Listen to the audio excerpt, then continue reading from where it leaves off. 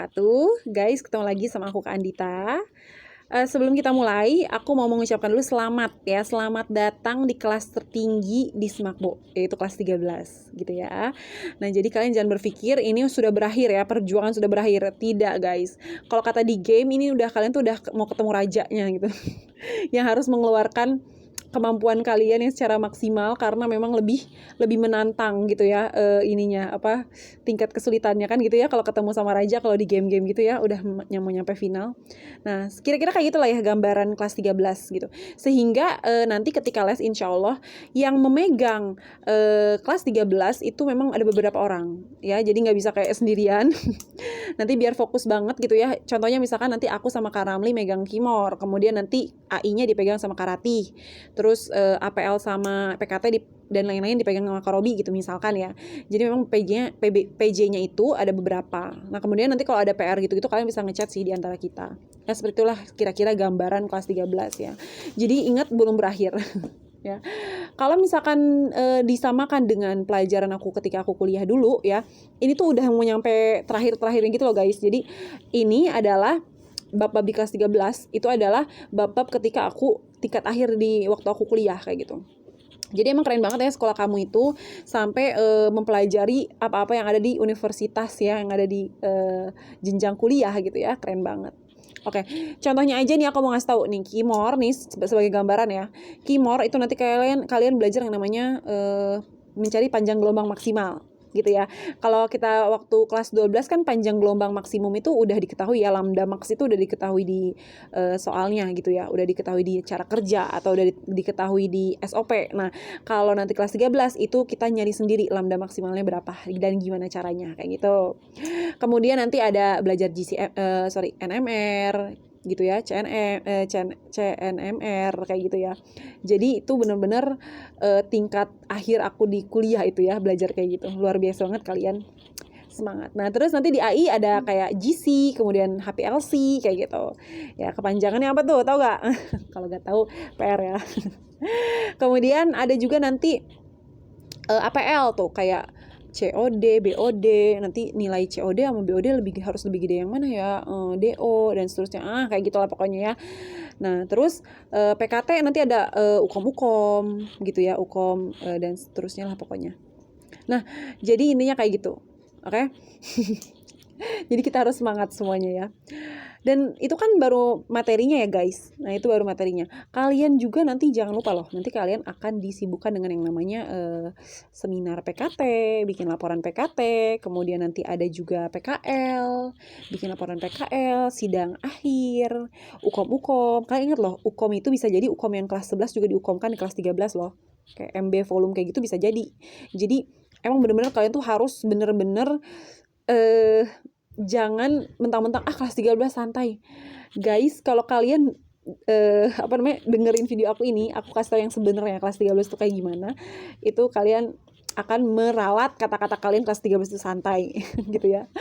Nah, jadi kita emang sangat padat guys. Ya, selain pelajaran memang udah pelajaran fakultas, kemudian kamu juga disibukkan dengan hal-hal lain seperti PKL tadi, UKOM dan seterusnya yang aku sebutin tadi. Kayak gitu. Belum nanti kalau yang pengen masuk kuliah harus diseimbangkan dengan belajar persiapan SBM yang soalnya tuh HOTS gitu ya.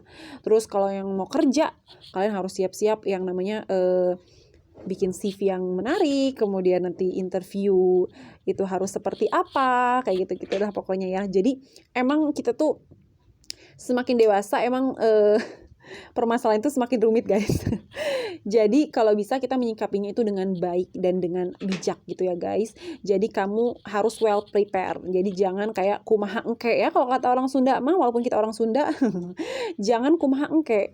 Kita harus mempersiapkannya dengan baik gitu ya, dari sekarang, dari jauh-jauh hari.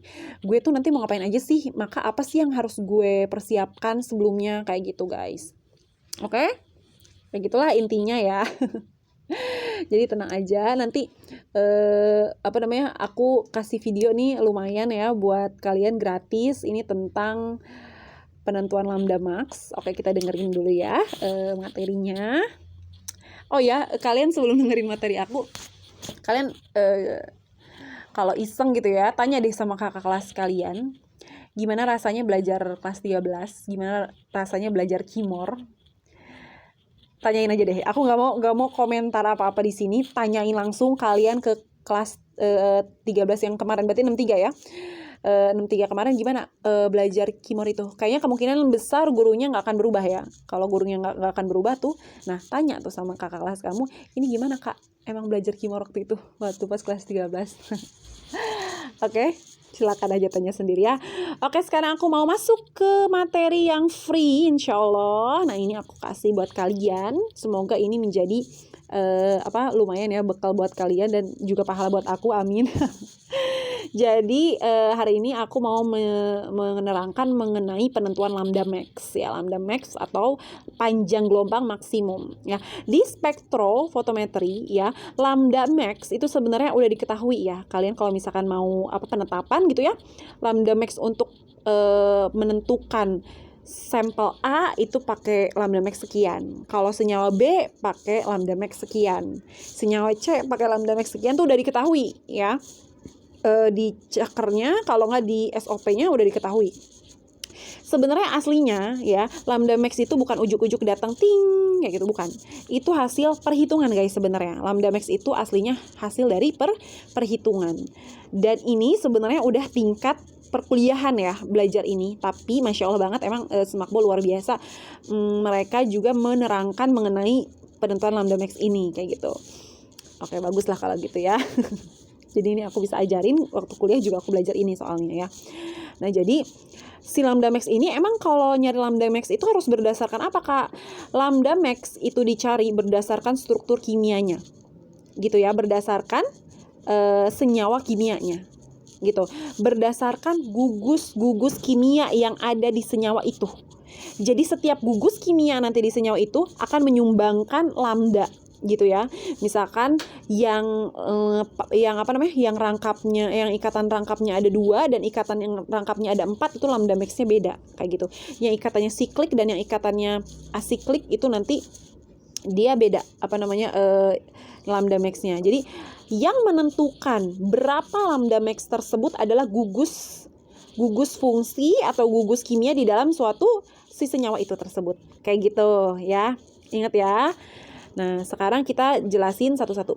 Jadi kalau berdasarkan aturan dari Woodward ya, Visser ini, nah bahwa penentuan lambda max itu ada 3 cara ya. Yang pertama adalah sistem Dien, yang kedua sistem Enon, yang ketiga ada sistem Polyen. Dalam kesempatan hari ini, insya Allah aku mau ngejelasinnya yang Dien aja ya guys, ya kan? Nah nanti yang Enon sama Polyennya aku jelasin kalau kalian udah fix daftar les kayak gitu. Tetap ya, pokoknya ini aku tetap kok ini free dan ini bener-bener insya Allah membantu banget. Sekali lagi kamu tanyain deh sama kakak kelas kamu gimana dulu belajar Kimor kak kelas 13 tuh kayak gimana sih kak? Ngerti gak gitu, tanyain. Ya tanyain, tanyain. Ya aku nggak mau komentar di sini ya, ini adalah forum umum. Kayak gitu. Nah, oke. Aku mau jelasin dulu sistem Dien. Nah, sistem Dien. Jadi yang dinamakan Dien tahu ya kamu ya, Dien, Ene ya. Ene adalah rangkap 2, kemudian Di adalah 2. Jadi sistem Dien ini digunakan untuk yang sistem utamanya adalah rangkap 2 yang ada 2 gitu, rangkap 2 yang ada 2. Oke, di sini aku udah tulis juga bahwa kalau sistem Dien itu berlaku untuk senyawa yang Diene ya, yang terkonjugasi. Jadi rangkap yang terkonjugasi. Ya, ini berlaku untuk rangkap yang terkonjugasi. Kemudian maksimal rangkap ada 4 gitu. Maksimal rangkap itu ada 4 dan kemudian dia harus terkonjugasi. Oke. Jika ingin menggunakan perhitungan lambda max pakai sistem Dien, maka si senyawa yang kamu miliki itu harus memiliki maksimal 4 ikatan rangkap yang terkonjugasi, wajib terkonjugasi.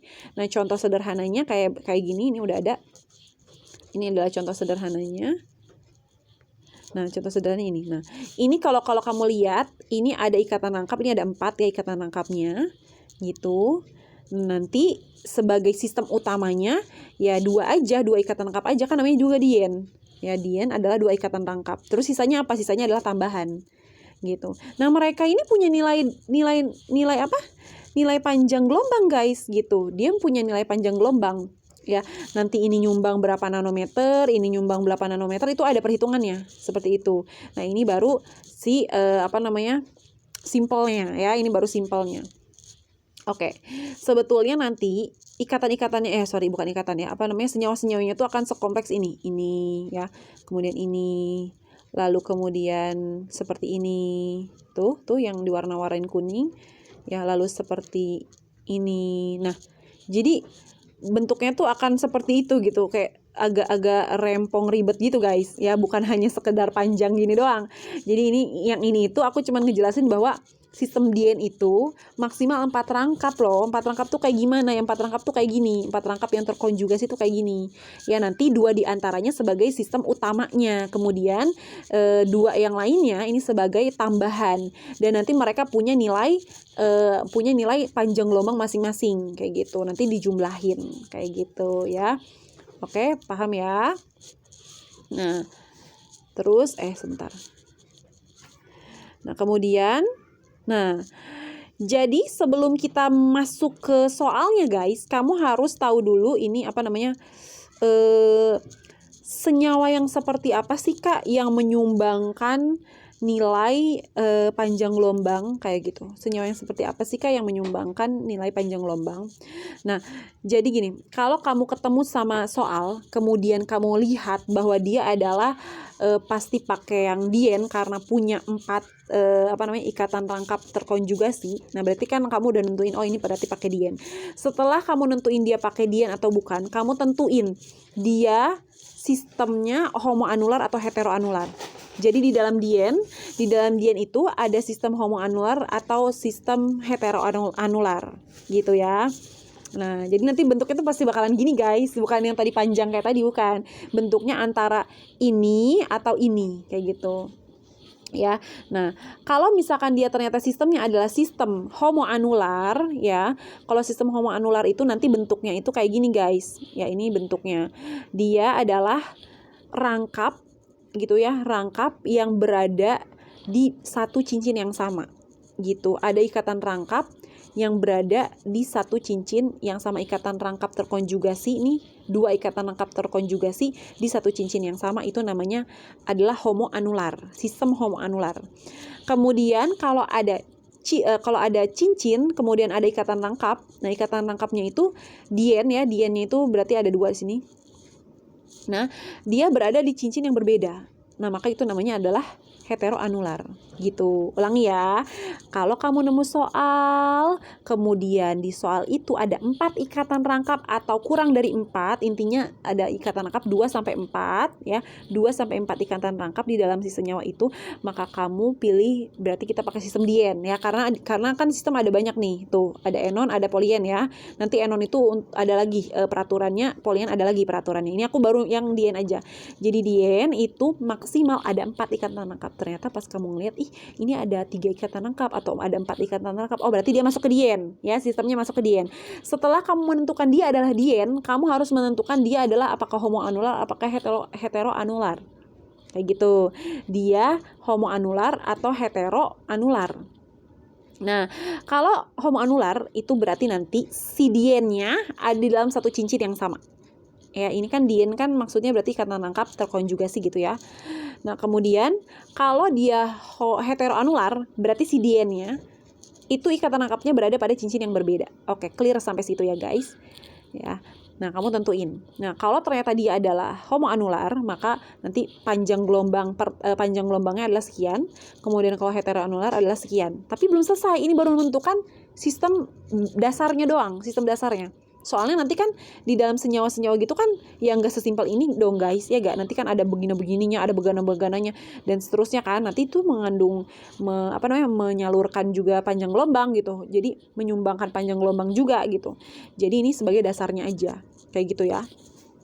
Kalau misalkan dia ada sistem homoanular terus heteroanular. Nah, sebentar.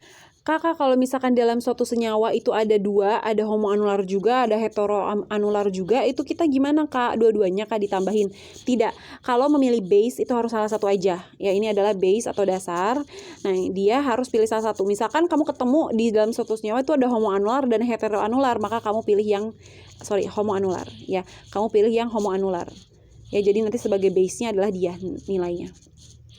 Nah, kemudian ada nilai-nilai yang lainnya. Nih, nilai-nilai yang lain. Jadi nilai-nilai yang lain itu adalah kalau di dalam senyawa itu terdapat yang lain-lain lagi selain mereka, kan nanti di dalam senyawa nggak mungkin sesimpel ini doang ya. Nanti ada nempel-nempel beberapa gugus seperti itu. Nah, gugus itu juga menyumbangkan panjang gelombang. Nah, apa saja gugus-gugus yang menyumbangkan panjang gelombang? Yang pertama ini ada alkyl eksosiklik. Jadi kalau misalkan ada cincin yang ditusuk sama rangkap, itu berarti dapat nilai tambahan lambda yaitu 5 nanometer. Ya. Kemudian kalau ada pertambahan konjugasi, ya, konjugasi dasar itu cuma 2. Ya, ikatan rangkap terkonjugasi yang kita anggap sebagai dasar, yang kita anggap sebagai dien, itu hanya 2 ikatan rangkap. Ya, kalau ada lebih dari 2 ikatan rangkapnya, ya, entah 3 atau 4, ya, nggak boleh lebih dari 4 tapi ya, karena kalau dien kan maksimal 4. Kalau ada 3, kalau nggak 3 atau 4, kalau ada 3 atau nggak 4 si rangkapnya, berarti itu sisanya itu adalah namanya pertambahan konjugasi. Maksudnya, kalau aku punya 3 ikatan rangkap, berarti yang 2-nya itu sebagai sistemnya ya, yang masuk ke sistem utama, yang satunya lagi sebagai pertambahan konjugasi gitu. Kalau aku punya 4, berarti 2-nya yang utamanya, 2-nya yang masuk ke sini, ke pertambahan konjugasi gitu ya. Harga 1 ikatan rangkap tambahan itu harganya 30 nanometer. Kemudian ada lagi yang namanya alkyl. Nah, alkyl tahu kan ya, nanti di luar sistem kalau dia nempel C berarti namanya alkyl. Nah, ini adalah harga 1 alkylnya 5 nanometer. Kemudian nanti ada O alkyl. Kalau nanti ada gugus OH atau enggak OR di dalam si senyawa itu, nanti ada tambahan 6 nanometer kayak gitu. Kemudian ada S alkyl. Nanti kalau misalkan di soal itu di senyawanya itu ada S-nya gitu ya, S alkyl, SC dan sebagainya, itu dapat tambahan panjang gelombang 30 nanometer ya. Kalau ada halidanya ClBr(I) kayak gitu, FClBr(I), maka ada tambahan panjang gelombang 5 nanometer. Kalau ada NR ya, entah amina, entah amida ya, nanti kamu bisa kasih tambahan panjang gelombang yaitu 60 nanometer. Seperti itu. Jadi kamu harus mengetahui kaidah ini ya. Oke, aku ulangi. Ini kalau di dien, ini sebagai utamanya dipilih ya. Kamu nanti lihat di soal kamu apakah dia homoanular ya, yaitu yang ikatan diennya ada di dalam cincin, atau yang heteroanular yang ikatan rangkapnya di berbeda cincin. Ini cuma 1 cincin. Di dalam 1 cincin yang sama, ini di dalam cincin yang berbeda. Nah, nanti kalau dia homoanular berarti nilainya ini. Nah, terus kalau dia heteroanular berarti nilainya segini. Kalau ada dua-duanya, pilih yang homoanular gitu ya. Nah, kemudian nanti selain dari mereka, tambahannya ini adalah nilai tambahan dari si lambdanya. Kayak gitu ya, guys. Oke, paham ya? Nah, kita contoh soal ya. Kita ambil contoh 2 aja ya. Kita ambil contoh 2. Nah, ini ada soal. Ini berdasarkan soal yang dikasih sama bapaknya ya tahun kemarin. Ada soal seperti ini. Nah, kemudian yang pertama kali kalian lihat adalah rangkapnya. Oke, ini rangkapnya ada 4 ya. Rangkap terkonjugasinya ada 4 ya. Kalau kalian perhatikan, ini rangkap terkonjugasinya ada 4 ini ya. Nah, berarti kalau 4 dia masuknya ke dien. Oke, kita pakai cara yang tadi ya, dien. Nah, setelah kamu menentukan dia dien, kamu lihat dia termasuk homoanular atau heteroanular. Kamu lihat di sini deh di rangkapnya. Di rangkapnya kita lihat. Sebentar ya. Di rangkapnya kita lihat, ini kan rangkapnya seperti ini ya, set gitu ya. Ini susah ya. Di rangkapnya kita lihat, kalau homoanular tadi adalah rangkap si konjugasinya ada di dalam 1 cincin yang sama. Kalau heteroanular di dalam cincin yang berbeda. Kamu lihat deh yang ini. Yang ini adalah rangkap yang di dalam cincin yang sama ya. Berarti itu adalah homoanular. Kemudian kalau yang ini adalah rangkap tapi di cincin yang berbeda. Ya, perhatikan, ya gak? Dia rangkap terkonjugasi tapi cincinnya beda. Yang satu rangkapnya di sini, yang satu rangkapnya di sini. Nah, yang ini rangkapnya di dalam cincin yang sama, kayak gitu. Nah, karena ada dua-duanya, ada homoanular dan ada heteroanular dalam satu senyawa, maka kita pilih yang homoanular sebagai base-nya. Oke, base-nya dasarnya adalah homoanular. Tadi homoanular udah kita lihat nilainya adalah 253 nanometer. Oke, tulis. Nah, setelah itu ada apa lagi Kak di sini? Kan bukan base doang, nanti ada yang nempel-nempel yang lainnya. Nah, kita lihat biasanya yang sering muncul adalah alkil. Oke, kita alkilnya boleh. Ini terserah mau milih apa dulu ya. Kita cari alkilnya dulu boleh. Di sini aku tulis alkil. Jadi alkil itu adalah C yang nempel ke si base homoanularnya. Oke, homoanularnya berarti kan yang ini dong. Ini sebagai base homoanularnya. Oke, ini kita kecilin dulu si pennya. Ini sebagai si base homoanularnya dong, tentunya ya kan. Nah, ini base homoanularnya. Nah, terus di luar base homoanular ini ya ada ikatan C. Nah, berarti dia adalah sebagai alkilnya. Perhatikan, ini aku mau pakai yang warna apa ya? Sebentar, ini aku kecilin dulu. Nah, ini berarti kan ini yang diwiruin ini adalah si homoanularnya. Terus si alkilnya tuh yang nempel-nempel di merekanya itu loh guys. Ini lihat alkilnya nih. Ini 1 ya, 2 ya kan? Alkilnya, terus apa lagi? 3. Nah, terus ini kan di rangkap yang sebelah sini 3, 4, 5, 6 gitu. Ya, jadi di sini adalah 6 alkil. Jadi alkil itu adalah yang nempel di luar si ikatan rangkap itu. Alkil C yang nempel di luar si ikatan rangkap itu. Jadi di sini perhatikan sini ya. Terus ini kan udah belajar kimor kan kelas 11 kan. Kayak gini kan udah belajarnya dari dulu kimornya. Gitu. Ya. Seperti itu adalah si alkilnya. Oke, berarti ada 6 nih si alkilnya nih guys. Ya, ada 6. Nah, terus nilai alkil tadi mendapatkan harga satuannya itu 5 nanometer. Gitu. Berarti 6 kali 5, 30. Oke, 30 nanometer untuk alkil ya. Jadi nambah panjang gelombangnya nambah 30. Oke. Kemudian ada apa lagi di situ? Nah, di sini ada nggak nih Kak setelah alkil nih? Jadi ini tadi ada udah base, udah, kemudian alkil, kemudian R-exo. Coba kita cari R-exo-nya. R-exo adalah alkil eksosiklik. Ya, jadi dia ada nggak nih yang nusuk? Ada nggak nih yang menusuk siklik? Gitu ya, ada nggak yang menusuk siklik? Nah, kita lihat lebih dekat lagi. Satu-satu deh, kalau melihat kayak gini tuh satu-satu. Nih, aku mau ganti warna dulu deh, sebentar. Ini, sebentar. Nah, biar agak beda ya guys. Nah, ini kan ikatan bukan ikatan. Kok gede banget ya? Sebentar dikecilin lagi. Nah, ini adalah cincin ya, cincin. Cincin. Nah, kemudian si cincin ini kita lihat apakah dia ditusuk oleh ikatan rangkap gitu. Apakah dia ditusuk oleh ikatan rangkap? Ini ditusuk sih Kak, tapi bukan ikatan rangkap. Ini juga bukan ikatan rangkap. Oke. Jadi yang ini tidak ditusuk oleh ikatan rangkap manapun. Jadi dia tidak ada R-exo-nya. Sepakat ya? Nah, sekarang lihat lagi yang kedua. Yang ini set. Nah, si siklik ini apakah ditusuk oleh ikatan rangkap? Oke, betul sekali ditusuk. Nih lihat. Nah, ini di sini. Dia ditusuk oleh ikatan rangkap. Ya, ulangi. Ini ikatan rangkapnya.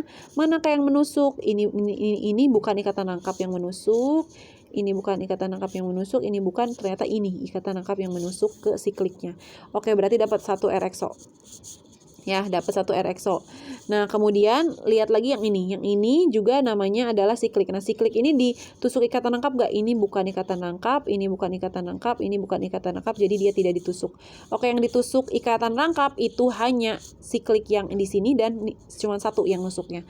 Oke, jadi dia punya 1 R-exo. Oke, punya 1 R-exo. Harga R-exo adalah 5. Jadi 1 kali 5 yaitu 5. Oke, dapat tambahan lagi panjang gelombang. Kemudian di sini juga ada lagi yang namanya konjugasi tambahan atau perpanjangan konjugasi ya. Jadi sebenarnya sistemnya kan yang ini ya, sistem homoanular yang ini. Terus dua rangkap yang lainnya itu adalah tambahan. Jadi nanti dia masuk ke sini dua konjugasi tambahan ya, penambahan konjugasi dikali 30 ya, jadi 60.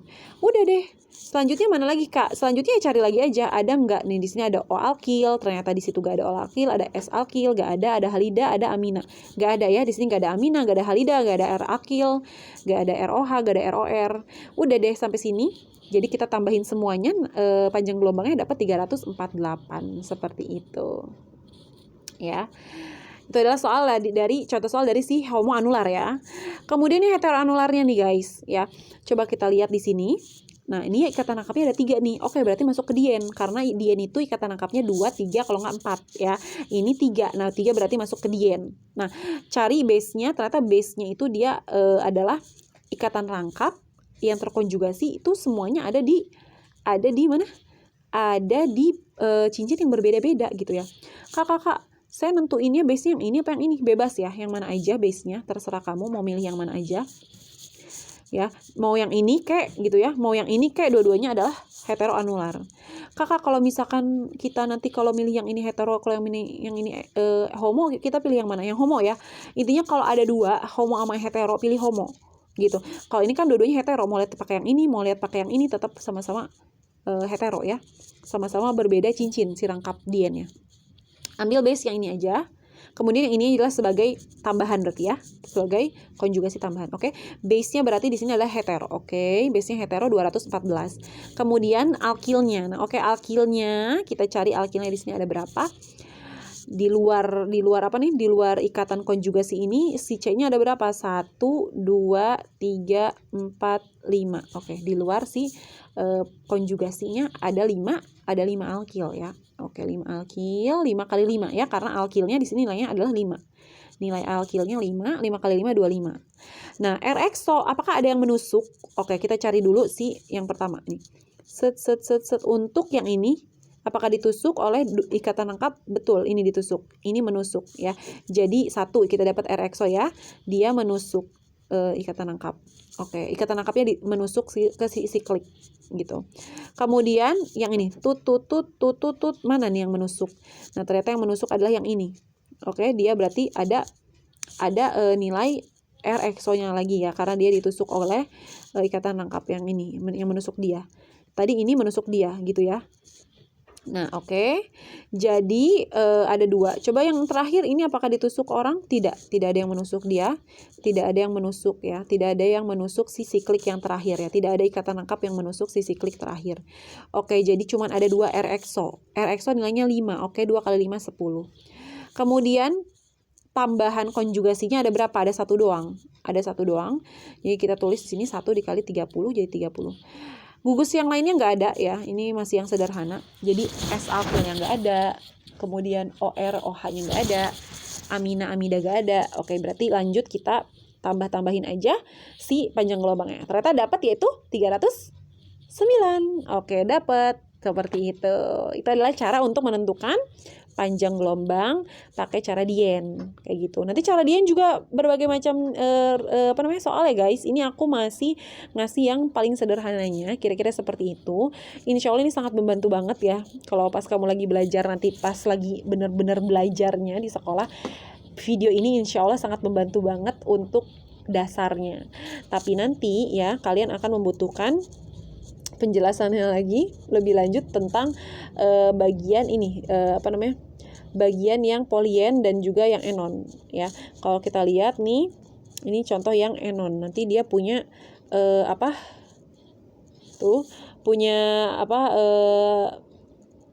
ketentuannya lagi berbeda ya. Ada alfa betanya, kemudian ada siklik asiklik ya, kemudian nanti di sini ada poliena dan seterusnya gitu guys. Nah, coba aku mau ngasih PR buat kamu deh, kalau misalkan mau PR silakan isi ini ya, tapi ini pakai cara